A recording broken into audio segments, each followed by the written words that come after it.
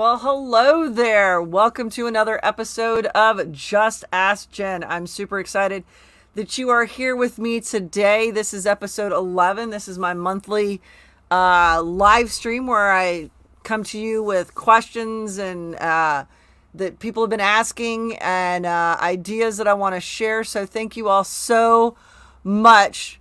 I love this. And we've already started off with a question here. This is fantastic. So let's dive in here. If this is your first time here and you just stumbled across this video and you're watching live, thank you so much for being here. Let me know in the comments in the chat who is here. And if you're watching from the future, thank you so much. My name is Jennifer Hall and I'm an educational technology specialist here in Atlanta.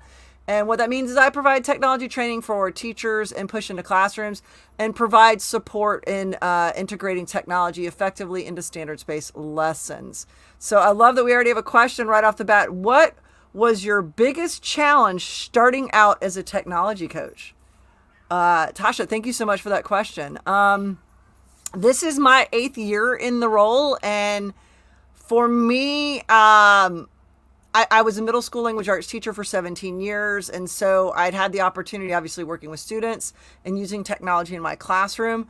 And then I had the opportunity as a gifted lead to do training for gifted teachers and then started infusing technology in that.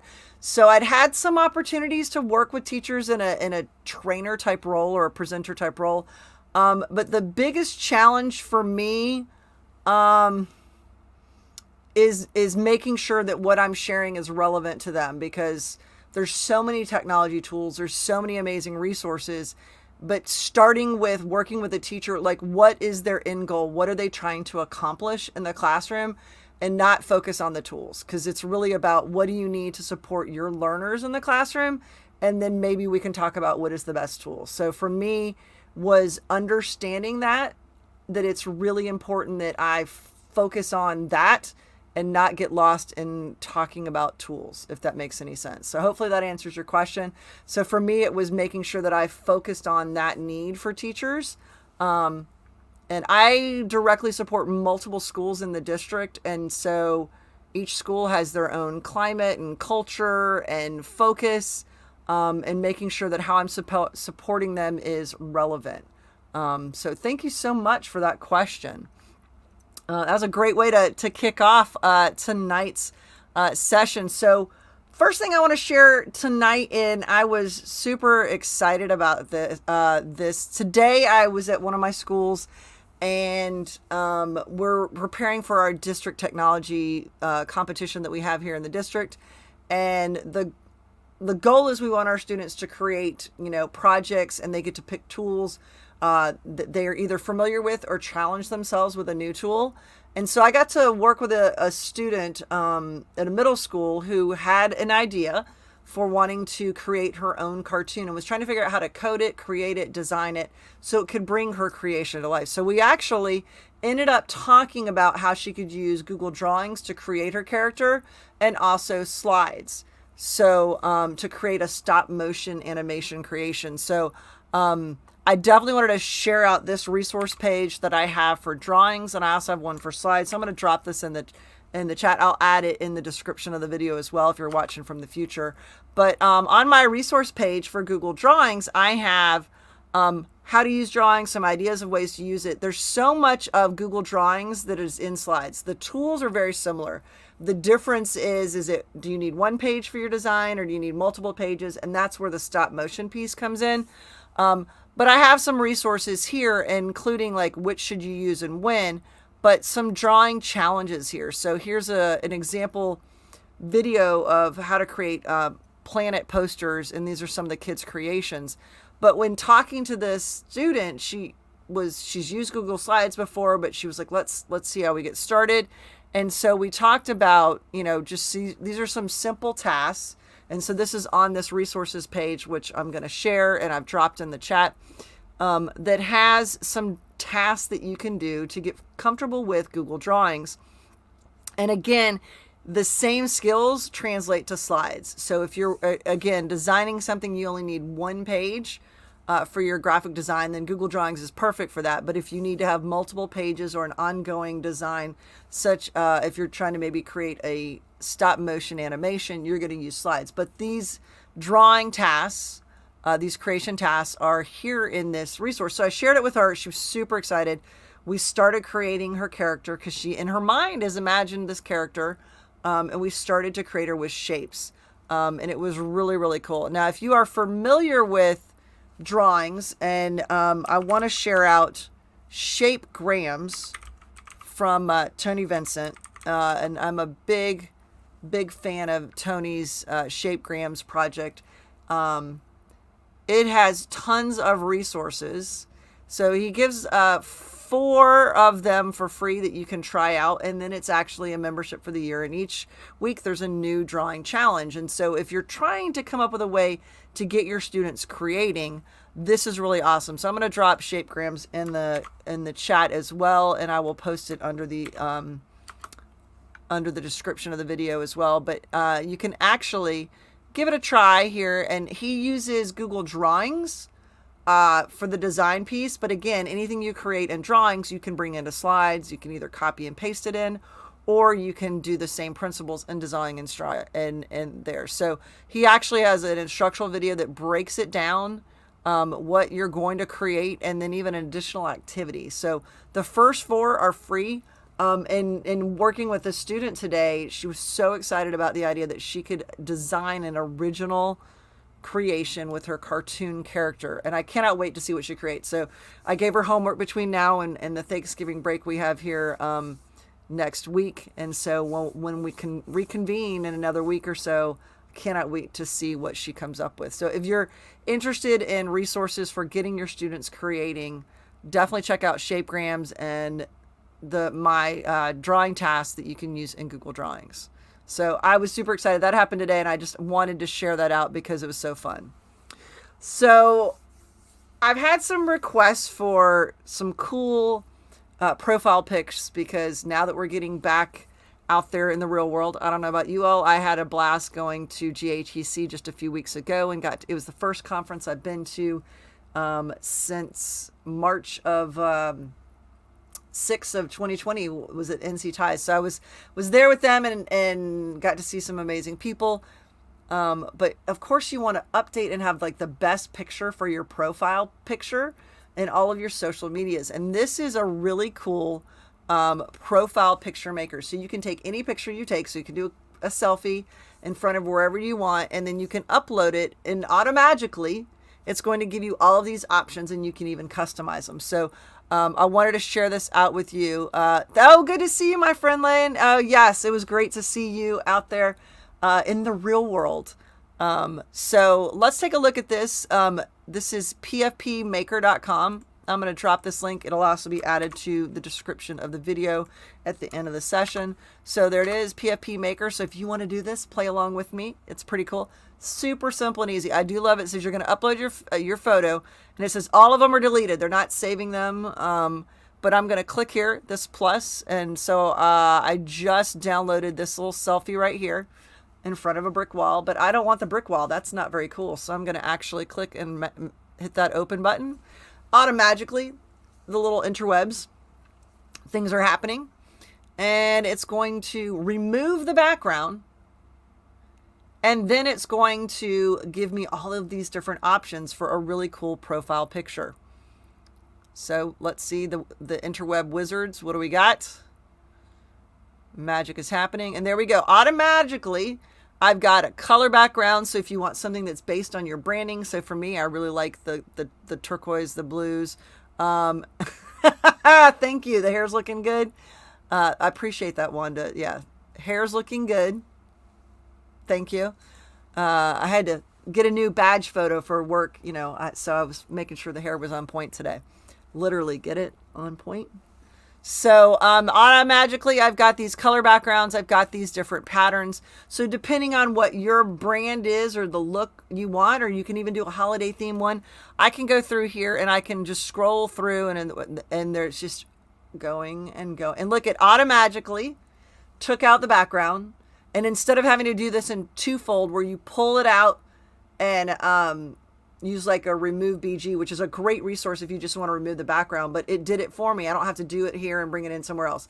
Now, I also use Canva to do cool profile pics, but that's me designing the background look that I want. but I can go in here and I can actually edit any of these. I can replace the photo. I can rotate it. I can scale it. So look at this. I can actually be like, I want this to be more there. Okay, pretty cool. I can go over here and I can choose the backgrounds. So maybe I like something. Maybe I'm going to go here. I love these. And it gave me all of the ones that are in that color scheme. So for me, those are my blues. I'm loving it. Okay. I can also go up here and I can do shadow effects. So it looks a little more professional. So I'm going to throw a shadow on there. Notice it just gives a little depth to it. So I can go in here and I can customize this with just a couple of clicks. And then I can say if I like it, maybe I'm really loving this one's kind of cool, but I think I mean, look at, I got so many options. I could use all of these, right? So once I find one that I want, I can click on it and do a look here and preview the background options. So I can really go in and customize this a little bit more. Or if this is the one that I want, I can just go ahead and download it, and it downloads it as a PNG. So voila, I've got this new picture I can use. And because it's already created as a circle profile pic, this is great for Twitter, Instagram, Facebook, anywhere. Like for us at the conference, we needed to upload a profile pic to show who we were. This is a great opportunity to do that. And because I've created one, I could use different ones, but notice the color scheme is the same. So it would be recognizable for each of my use cases. So what do you think? Let me know in the comments. Do you think that this is a pretty cool tool? It's free. This free profile picture maker. In a few clicks, I've got an amazing profile picture I can use anywhere. So wanted to share that out. Thought it was super cool use case for social media. All right, moving right along with some other good stuff. How many of you are Canva users? I am an avid Canva fan. Do a lot of designing with it. Like I said, I could use it for profile pictures as well. I'd actually done a bunch of different profile pictures. And then when I found that, upload it and magically it did. All right, so Wanda, you're going to check it out and you're going to use it to create a new profile picture. All right, try it. Let me know how it works. And I know you're a Canva fan. So Canva has what's called Canva Live. So how many of you have created presentations in Canva and didn't realize, I can use this feature? So let's take a little dive into what is Canva Live. Yeah, Lynn loves Canva. Yes, love Canva. Canva is such a powerful one, powerful tool. If you're an educator, you can upgrade to the free educator account and you get all the bells and whistles for free. So Canva Live is the ability for you to present and have audience participation. So I did a keynote last night for an awesome virtual event, and I used Canva. So I designed it in Canva, so I had the benefit of all of the bells and whistles. So I had some cool animations and it helped me with a template. But it has these features where I actually can use a timer. I can blur the effects in the presentation. I can even do a couple other things. So I'm going to show you all this. When I did it last night, people were like, what? I did not know that that was an option in Canva, and this is super cool. So let's take a look at this real quick. So I'm going to hop over here to a presentation that I have. So this was my keynote that I did last night. Sometimes you got to pivot. So I'm going to go up here to present. And when I click on present, I'm going to choose the not standard mode. So standard mode just is going to open it up like a Google Slides presentation. It's just going to open it up and I can present. But I'm going to click on presenter view. And when I do that, I'm going to click present. And it's going to pop up two windows. And it's going to say, this is my audience window. So this is great if you're doing a virtual presentation and you're using two screens, or if you are live and in person and you've got one projected up on the big screen and the others on your device so you can see what you're doing.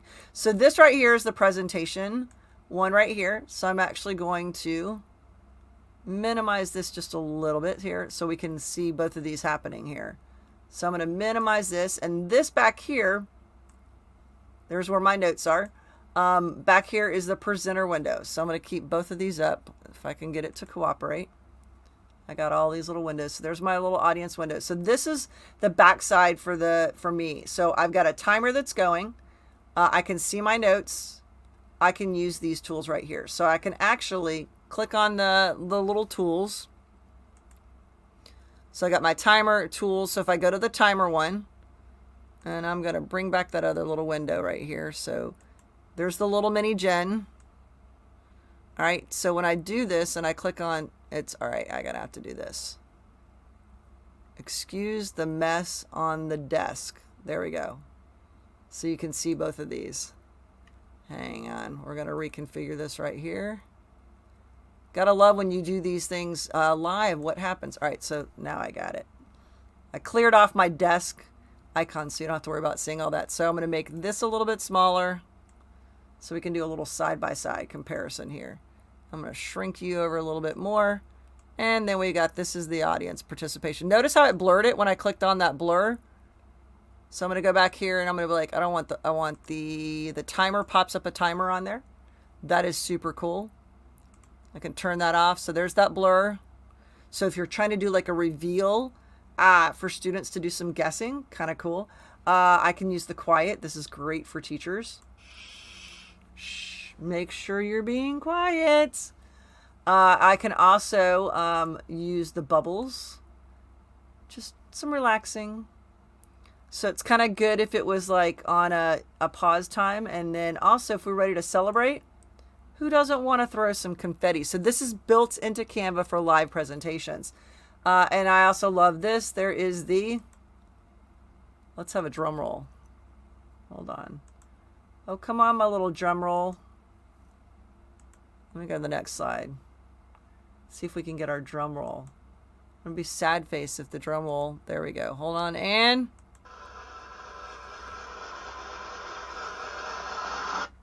how cool is that? That's built in there. So I have a couple of options that I can use inside there. So that's cool. But now let's look at the Canva Live over here. So when I click on Canva Live, I'm going to say I want to start a new session. And when I do that, it gives me a code and it pops it up here. So you're joining the session. So I could copy this invitation and drop it in there if anyone wants to try it while you're here. Let's see if it goes through. All right, so you join enter the code, Canva Live, and it gives you a code. So I'm going to go over here and do a new window so we can see side by side what it looks like. And we're going to go to Canva Live. Get rid of all that stuff. So Canva Live, it asks for my code. So there's my code, 917814. Now I'm in. So here's what's kind of cool. It tells me the topic of it. So this was my little keynote I did. And then it says, would you like, welcome to Canva Live. So I can leave the session and I can send the presenter a question. So when I do that, I'm going to make sure I'm going to resize this window so we can see it a little bit better. Because all the good stuff's down there. So I scroll down here. It says I can send the presenter a question. So right here it says put your name, type the question here. So I can say, hey, what is, let's see here. Just realized we went a little sideways on there we go. Okay. So here's the question. I hit a button and it took me to the wrong place. I apologize. So I can go here and type in a question for the presenter. So what is your favorite color? And I can send that question. It's anonymous, but I can also add my name. Okay. So now if I go over here to the presenter view, I can see someone's joined and I can see that question has been asked by the participant. So you can live have students ask questions. So I can click on this and I can highlight that question, which is super cool. Reminds me of StreamYard, which is what I'm using to live stream the session right now. So I can highlight questions or comments. So you can poll the audience and have them add questions live. And I just think that is super powerful. So now I could say, all right, I want to type in another question. Love this. Canva rocks.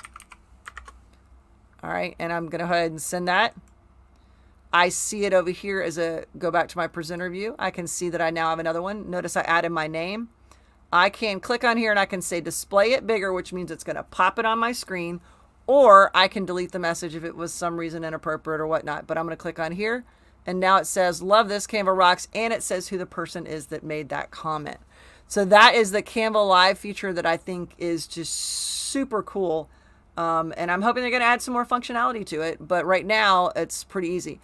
What's great about this is it does not... I'm going to close out of here. I can hide that link. I'm going to close out of that presenter view here and hop back over.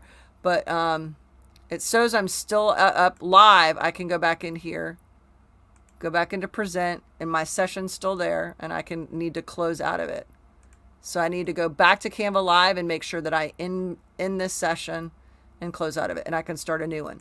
So being able to do that with Canva Live is super, super awesome. And I just like that you don't have to have someone look at the screen. This is really good for virtual because they can use their mobile device to respond. Was your whole slide deck on Canva or let's see here. Was your whole slide deck a Canva one or a Google one? No, the whole thing was built in Canva. I built it with one of their education templates and modified it. I really liked the look of it and just modified it and put in some animations, and it was really cool. So that is available, and I'm going to close out of my little window because it shows that that session has ended. So let me know in the comments. Are you excited to try this new Canva Live feature with in your role, whether you're presenting to educators or in a classroom? I just think it's a really cool way to engage participants. So check it out. And Canva just had a 2-day Canva Create conference that was on, and they live streamed to their YouTube channel. So if you want to go back and watch the archives, today they had an amazing session on app smashing and the app integrations that are part of Canva now, including Seesaw, of course, Bitmoji. I love that there's Bitmoji in there, but there's actually going to be templates for Flipgrid. So you can actually create your Flipgrid topics and everything in Canva, which is really cool. So check out that. Check out the archives on the Canva YouTube channel for Canva Create. It was really, really cool. So I had someone mention to me that they were like, I have too many tabs. And let's be honest, in the comments, in the chat, let me know, are you a tab hoarder? Do you open up too many tabs and you just can't close it because you just might need it? And if you do, what's really cool is there's a new feature now in Canva, or excuse me, in Google Chrome, and I'm going to adjust this so we can make sure you can see all of the bells and whistles here. So give me a second here. There is a, there we go. I'm going to bring this down and a little magic here so you can see. Aha! So I was hiding my, so you couldn't peek ahead and know what I was going to be talking about next. But as you can see here, if I click on this, I can right click on the top of a tab, and it asks me, do I want to add a new tab to the right, a new tab to the reading list, add a tab to a new group. So if I do that, it gives me this option. So I could say favorite resources, and I can even give it a color. I can ungroup it, close a group, or move a group to a new window. So I literally can pop them all out together. So if you have a bunch of resources you need in one place, this is super cool that you can create this tab group by right-clicking and saying add it to a group. And then it will open up all of those items together, which is kind of cool. So again, right-click, add tab to new group, and these are your options. And I love that you can color coordinate them. So I have schools that have their classes are organized by colors. So if you had resources specifically for maybe your yellow class, you could pull them all in and give it the color yellow, so you know that it's for that particular class. I think that would be really, really cool option to use tab groups.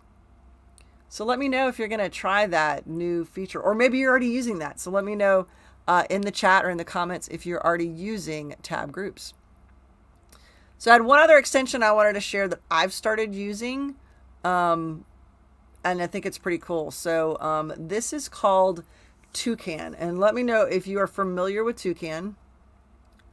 Toucan is an extension that how it works is that you choose the language that you want to learn. So If you want to learn Spanish, you would pick Spanish. And what it does is as you're doing your normal thing and you're surfing the web and reading articles and reading social media and all this, it will automatically change out some of the words to that language. So for example, I'm working on Spanish.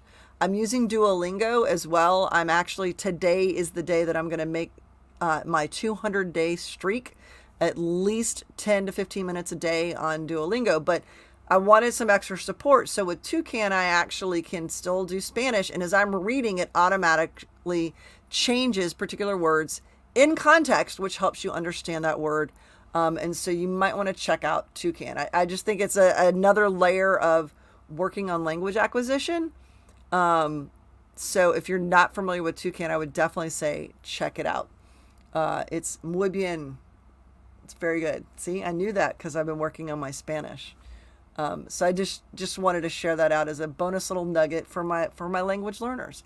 And it was really funny. One of my colleagues installed it, and we were doing a presentation the other day, and because it was web-based, it automatically changed some of the words in the title of the presentation, and she realized, oh, I still have that on. So just a heads up that if you have to present to someone, make sure you turn it off. But it's really cool if you're reading articles on time.com or Newsweek. It's going to change some of the words so you're learning the language in context. So tonight was kind of a short session. Those are the questions and comments and ideas I wanted to share with you. Thank you so much for those of you that have tuned in. If you're looking for more resources, you could definitely check out resources at techtips411.com. And I love this. You're going to send it to Sean for Japanese. I would love to know how that goes. Please let me know. That's awesome. So if you're looking for more resources, check out techtips411.com. If you're tuning in via the YouTube channel, thank you so much for watching. Please, if you haven't already done so, like and subscribe. We'd love for you to subscribe to the channel so you're notified of future live events like this or videos that are going to be coming soon. I'd love to know if there's any particular tutorials or resources you'd like videos on.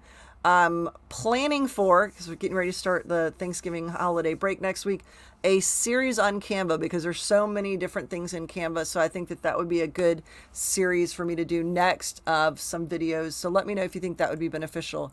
And last but not least, if you're not already getting my Tech Tips 411, it goes out every Tuesday. Make sure to subscribe to that. There's a link in the description of this video, so you can also get some weekly tech tips from me. I'd love for you to do that. Thank you, my friend. I appreciate you being here and participating and tuning in for Just Ask Jen. This is super exciting. I'm going to have one more episode coming up in December before we get out for the holiday break, for the winter break. So would love for you to make sure you hit that bell notification so you know when I'm going live and you can join me for those. But thank you so very much. If for those of you that are here live, I appreciate you tuning in. If you're watching from the future, thank you so much for watching. And I so very much appreciate you, and hope everyone is doing well. All right. Thank you so much.